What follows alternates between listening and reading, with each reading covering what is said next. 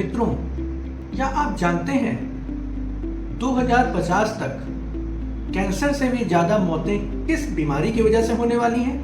क्या आपको ये पता है कि एक छोटे से पेट का इन्फेक्शन, एक हाथ में लगा हुआ कट या जरा सा जुकाम जानलेवा सिद्ध हो जाएगा हमारे लिए?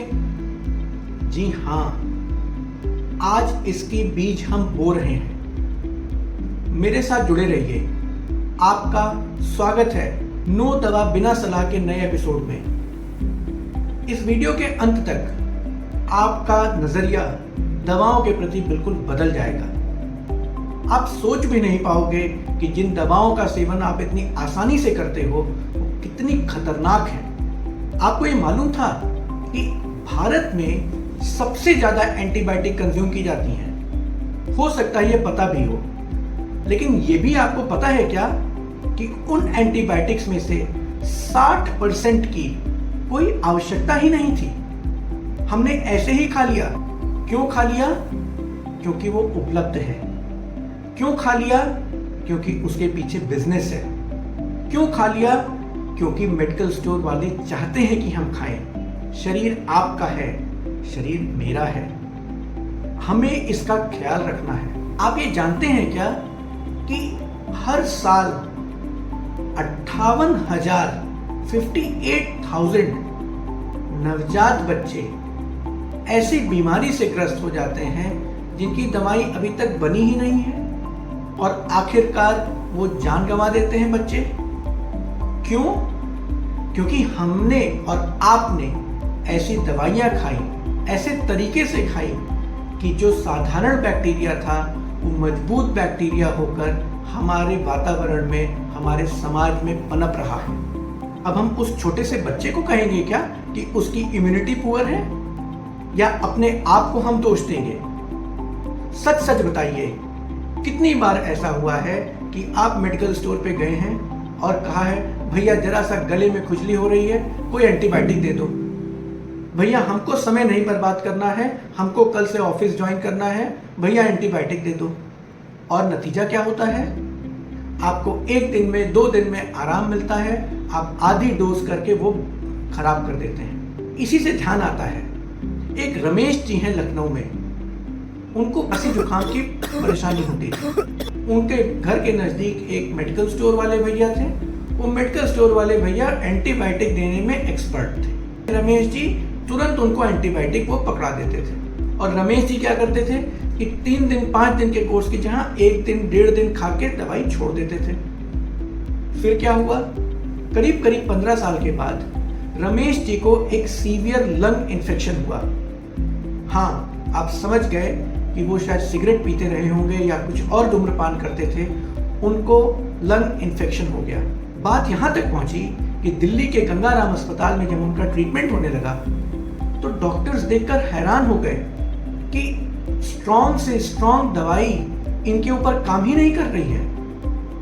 तब फिर पता चला जब जांच हुई कि इनके शरीर में ऐसे बैक्टीरिया हैं जिनको साधारण दवाइयां मार ही नहीं पा रही हैं।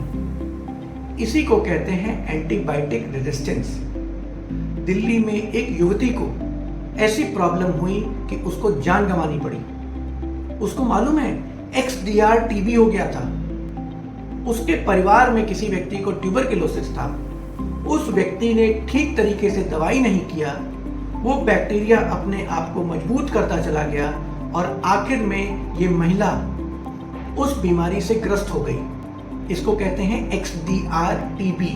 मित्रों, XDR टीबी ऐसी बीमारी है जिसमें 60% से ज्यादा मरीजों की मौत हो जाती है। सोच के देखिए, छोटे छोटे बच्चों के साथ, आने वाली पीढ़ी के साथ हम क्या कर रहे हैं? हम क्यों कर रहे हैं ऐसा? हम क्यों इतनी हड़बड़ी में हैं अपने आप को ठीक करने के लिए? आपका शरीर उपयुक्त है। और मैं सबसे मजेदार बात बताता हूं, ये जो एंटीबायोटिक आप खाते हैं ना, जिस चीज के लिए खाते हैं, ये उसके लिए बनी ही नहीं है। समझिए, ये एंटीबायोटिक उस चीज के लिए बनी ही नहीं है। आपको ज्यादातर खांसी जुकाम बुखार होता है, और वो होता है वायरस की वजह से। वायरस की वजह से जो चीज बीमारी हुई है उसको बैक्टीरिया को मारने वाली दवाई तो असरदार है ही नहीं। जस्ट बिकॉज आपके पास कोई बंदूक है तो क्या आप गोली चला देंगे? चलाइए गोली। यही लोडेड बंदूक फ्यूचर में आपकी तरफ जब पॉइंट करेगी तब आपको कौन बचाएगा? सोच के देखिए। WHO सीधा सीधा कहता है कि ये एंटीबायोटिक रेजिस्टेंस कैंसर से ज्यादा जानलेवा हो जाएगा 2050 तक। तब हम क्या करेंगे? ये ऐसी परेशानी है जिसका कोई उपाय नहीं है। हम अपने शरीर को, जो कि हजारों साल से धीमे धीमे करके एक स्ट्रेंथ पे आया है, इम्यूनिटी बनी है, उसको हम चाहेंगे तो 20-50 साल के अंदर में खत्म कर देंगे, नष्ट कर देंगे हम अपनी स्टैमिना। और उसके बाद क्या होगा? हम केवल और केवल दवाओं के सहारे रहेंगे और वो दवाएं भी असर नहीं करेंगी। हमने कोविड के समय में देखा कि किस तरह से हम लाचार हुए। क्यों लाचार हुए? क्योंकि वो इतनी भयंकर बीमारी थी कि बचने के अलावा हमारे पास कोई उपाय नहीं बचा। तो मित्रों, ध्यान दीजिए, नो दवा बिना सलाह का जो कैंपेन है, इसके अंतर्गत हम इसी तरीके के इंपॉर्टेंट इश्यूज को हाईलाइट करते हैं। आपकी सेहत के लिए, आपके परिवार की सेहत के लिए ये बहुत इंपॉर्टेंट है, क्योंकि आपको ये पता है कि डॉक्टर्स इसीलिए पढ़ाई करते हैं, इसीलिए डिग्री पाते हैं, इसीलिए उनको सरकार लाइसेंस देती है। हमें उसकी सलाह लेनी है, छोटी से छोटी चीज के लिए लेनी है। हमें इस भ्रांति से बाहर आना है कि भैया पड़ोस में जब बीमारी हुई तो ये दवाई खा लिया तो हम भी खा लेंगे, तो ठीक है, उसका दुष्परिणाम झेलने के लिए भी आप ही तैयार रहेंगे। फिर हमें ये नहीं करना है। कोई भी बीमारी हो, हमको डॉक्टर से सलाह लेना है, हमको कोर्स पूरा करना है, हमको ठीक तरीके से अपनी दवाओं का सेवन करके बाकियों को भी उदाहरण प्रस्तुत करना है कि भैया दवाई खाओ तो बिल्कुल जान के। गोली शब्द जो है ना, गोली का मतलब गोल वाली गोली नहीं, गोली का मतलब बंदूक वाली गोली समझिएगा।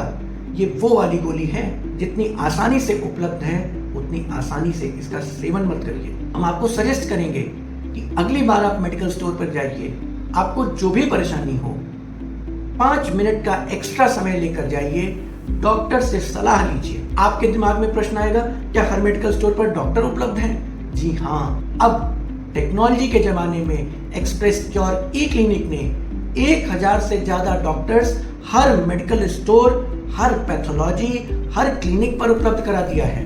अब आप 1 नहीं, 2 नहीं, 4 डॉक्टरों से सलाह लेकर तभी कोई दवा खाएं। ऐसे कोई भी दवा ना खाएं। हम आगे के एपिसोड्स में भी बहुत सारी बीमारियों पर चर्चा करेंगे और आपको आगाह करेंगे कि बिना सलाह के दवाई नहीं खाना है। वीडियो को कृपया सूचना की तरह मत लीजिएगा, ये एक चेतावनी है। जितना जल्दी हम जाग जाएंगे उतना अच्छा रहेगा। जो एक छोटी सी खांसी बुखार है ना, ये वहीं तक रहेगा, ये बड़ी महामारी में हम आगे नहीं बढ़ने देंगे। उम्मीद करता हूं कि आज के बाद आप डॉक्टर से सलाह लेकर ही दवा खाएंगे और उसके बाद ही आप आगे बढ़ेंगे। मुझे ध्यान से सुनने के लिए बहुत बहुत धन्यवाद। नमस्कार।